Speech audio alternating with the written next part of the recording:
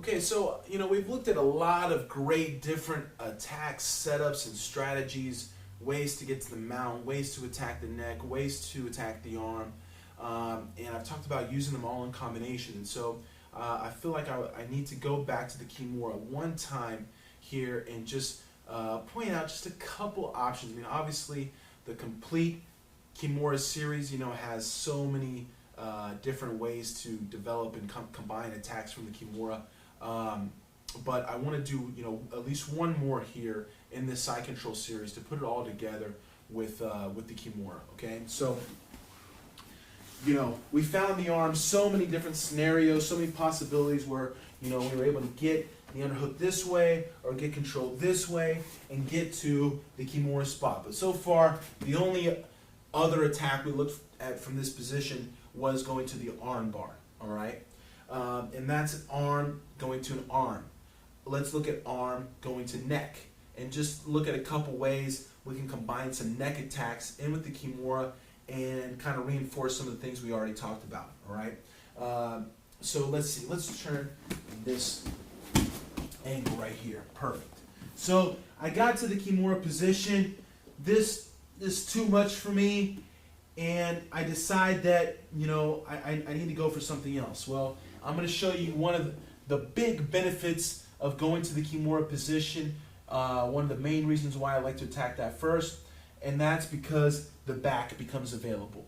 All right. So at any point in time that I decide I don't want to attack this arm anymore, I can slide my elbow in front of his stomach here, take a step out, lowering my level. Okay. I sit down to my butt here, lowering my level so I can glue my chest to his back. And now, don't turn. Maybe he turns, maybe he doesn't. Okay? If he just stays here, that's fine. I can start to secure my seatbelt, glue my chest to his back, look to feed for the neck, develop into bow and arrow positions. Okay? I also have the ability to look for Ezekiel, head and arm Ezekiel type stuff. And it's very safe for me to go from here back to the Kimura, try it again, go to the arm, okay? And what else can I do, all right? You remember our thumb in the collar game?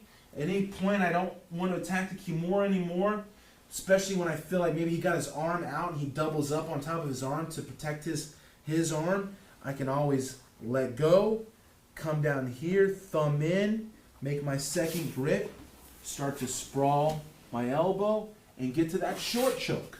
Okay? It's right there. All right? Maybe I go short choke, he turns hard into me, and I kind of missed it, and I go back to the arm. Or I go straight into pinning his shoulder and going into this game. Back to the neck. Maybe pushes my knee. There's the arm again. He defends his neck. Here's my mount. Okay? The game is all connected. All right? Everything works together. This is my style. Okay? Nowadays, if I'm in a Kimura position that I don't feel like I can finish, I'm always going to go to this. This is one of my favorite things. And even if I miss his head and he turns hard into me, okay, I know I can switch to the collar, start to pin his shoulder, and go into this style. Okay? It's connected. All right? But for all of you like back players, that have really great back takes and everything, you can come out of the Kimura here. Maybe he turns right away. Start to work your hooks in and developing, your back finish. Okay? That's another great option.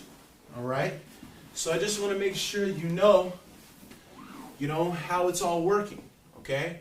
But you can see, at this point, like neck, arm, mount, neck, arm, mount. I mean, it's all there. Okay? They all are connected.